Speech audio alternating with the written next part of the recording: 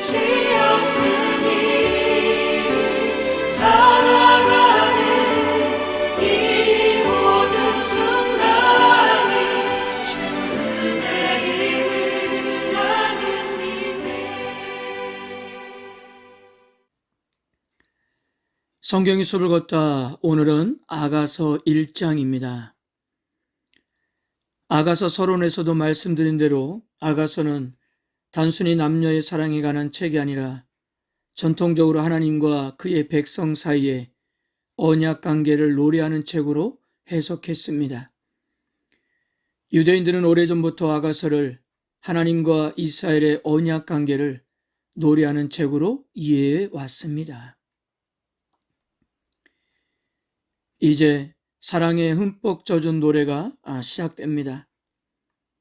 2절에서 입맞춤은 이성간에 행해지는 입맞춤을 의미합니다. 구약 성경에서 언급된 입맞춤의 대부분은 우정의 입맞춤, 가족 간의 입맞춤, 존경의 입맞춤 등이었는데요. 남녀의 입맞춤이 언급된 곳은 성경에서 아가서와 잠언 7장 13절에서 뿐입니다. 그러나 아가서에서는 남녀의 입맞춤이 아름답고 선한 것으로 묘사되는 반면 잠언 7장 13절의 입맞춤은 매우 부정적으로 그려집니다. 그러니까 성경에서 남녀의 입맞춤이 거의 언급되지 않는다는 사실과 그리고 성경에 언급된 몇 안 되는 입맞춤이 부정적으로 묘사된다는 점은 아가서가 성경 내에서 남녀의 스킨십에 대한 약간의 다른 관점을 제공하고 있는 것으로 보여집니다. 그리고 본문에서도 입맞춤을 요청하는 사람이 여자라는 점을 통해서도 알 수 있습니다. 아가서에 등장하는 여인은 자기 표현에 매우 적극적입니다. 자신의 감정을 솔직하게 표현할 뿐만 아니라 아름답게 화장하고 화려하게 치장하는 것으로 묘사돼요. 성경 다른 곳에서 화장하고 화려하게 치장하는 여인은 십중팔구 음녀이거나 우상숭배자였습니다. 그러나 아가서에서는 입맞춤을 먼저 요구하고 아름답게 치장한 여인은 음녀가 아니라 흠없고 완전한 어여쁜 신부였던 것입니다. 이처럼 여인이 솔로몬의 사랑을 원했던 것은 솔로몬도 그녀를 사랑했기 때문입니다. 2절이 솔로몬이 주는 사랑에 초점을 두었다면 3절은 사랑을 주는 솔로몬에 관심을 두는데요. 그의 이름에 집중합니다. 고대 근동에서 이름은 호칭의 기능만 하는 것이 아니라 한 개인의 존재론적 본질과 맞닿아 있었습니다. 사람들은 자신의 이름에 보다 좋은 의미를 채우기 위해서 살아갑니다. 그래서 죽을 때 남기는 이름에는 많은 내용, 즉 그 사람의 인생과 인격이 고스란히 담기게 됩니다. 그러므로 술람미 여인이 사랑에 빠진 솔로몬의 향기는 그가 사용하는 향수가 아니라 그의 존재에서 풍기는 향기였던 것입니다.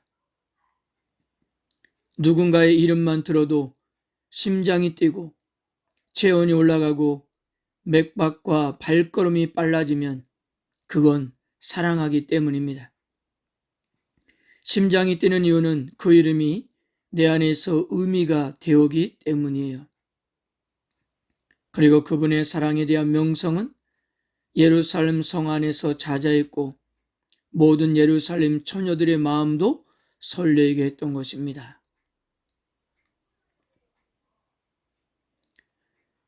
4절도 2절에서처럼 여성의 적극적인 자기 표현이 두드러집니다. 비록 남자가 여인을 자기 침실로 데려가는 모티브를 표현했지만 그것조차 여인의 주도적인 요청에 의한 것으로 묘사되는데요. 이끌어 들이시니로 번역된 마샤크는 월등한 힘으로 당기는 행위에 대한 표현입니다. 예를 들어 예레미야 38장 3절을 보면 구덩이에 빠진 예레미야를 밧줄로 끌어올리는 행위를 가리킬 때 마샤크를 사용되었고요. 호세아 11장 4절에서는 반역한 이스라엘을 사랑의 끈으로 이끄는 하나님의 행위를 가리킬 때도 사용되었습니다.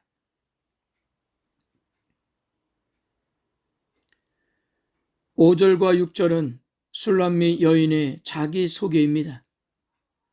자신은 비록 검지만 우아한 여자이며 자신을 당당하게 소개합니다. 겉으로는 게달의 초라한 장막 같으나 속으로는 솔로몬의 우아한 휘장과 같음을 확신했습니다. 게달은 검은 염소 가죽으로 장막을 치고 살아가는 아랍의 유목 민족입니다. 즉, 게달의 초라한 장막은 마치 술람미 여인의 검은 피부와 같다는 것입니다. 그러나 솔로몬의 휘장은 정색, 자색, 홍색 실과 고운배로 짜여졌고 그 이외에 천사 형상이 수놓은 가장 아름다운 작품입니다. 그러니까 솔로몬 성전의 아름다운 휘장은 왕의 선택을 받아 왕후가 된 술람미 여인의 화려한 신분과 같다는 것인데요. 이것은 이 땅에 살아가는 예수 그리스도의 신부가 된 우리 성도의 인생을 상징해 주기도 하고 있습니다. 그리고 6절에서 자신의 피부가 왜 검게 변했는지 이유를 밝히는데요. 그녀의 오빠들의 요구에 순응해서 포도원을 관리했기 때문입니다. 정작 자신의 포도원을 돌볼 겨를이 없을 정도로 하루가 바쁘고 고단한 삶이 그녀의 피부를 검게 만들었던 것입니다. 이 검은 피부는 희생적인 섬김의 물증이며 과도한 노동을 요구한 오빠들도 용납한 사랑의 훈장이었던 것입니다.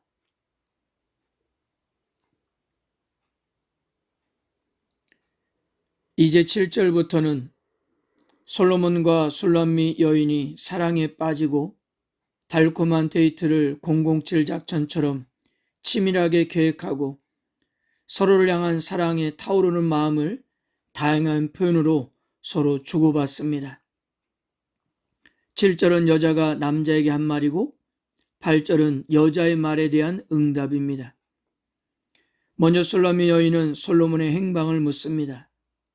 여인은 아무도 모르게 솔로몬이 있는 곳으로 가기를 원하고 솔로몬 역시 자신의 위치를 여인이 스스로 파악하지 못한다면 다른 사람에게 물어보지 말고 자기 양떼의 발자취를 따르라고 하는데요. 이건 역시 다른 목동들과 불필요한 접촉을 막는 솔로몬의 처방이었던 것입니다. 9절에서 11절까지는 솔로몬이 술람미 여인에 대한 묘사입니다. 먼저 내 사랑아라고 부르고 있는데요. 아주 친밀한 관계를 암시하는 애칭입니다. 이후의 모든 내용들은 솔로몬이 그녀를 사랑하기 때문에 나온 진실한 표현들이었던 것입니다. 그리고 준마는 암마를 두고 하는 말인데요. 솔로몬이 보기에 술람미 여인은 세상에서 가장 아름다운 미모를 가진 최고의 여인이며 모든 준수한 남성들로 하여금 그녀의 아름다움 앞에서 무릎을 꿇게 만드는 존재였던 것입니다. 이는 그녀에게 푹 빠진 솔로몬의 눈에 사랑의 콩깍지가 씌어서 나온 표현이었던 것입니다. 9절이 화려한 장식된 여자의 외모를 전체적으로 묘사했다면 10절과 11절은 귀걸이와 목걸이로 장식된 여인의 뒷밤과 목에 집중하고 여인을 더욱 아름답게 하겠다고 했습니다. 한 사람의 가치가 절정에 이르게 만드는 솔로몬은 예수 그리스도를 잘 보여주고 있습니다. 예수님은 우리가 아직 연약하고 악한 원수였고 만보다 거짓되고 심히 부패한 자였으나 우리를 어여쁘게 보셔서 자신의 생명도 아끼지 않으시고 우리의 구원을 이루셨습니다. 우리의 영혼이 누더기와 같아도 주님의 눈에는 아름다운 존재였던 것입니다.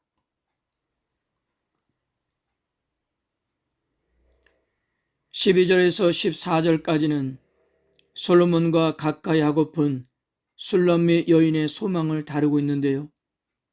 여인은 자신의 품에 안긴 왕에게 향기가 되어 최고의 행복과 기쁨과 만족을 선사하고 있습니다.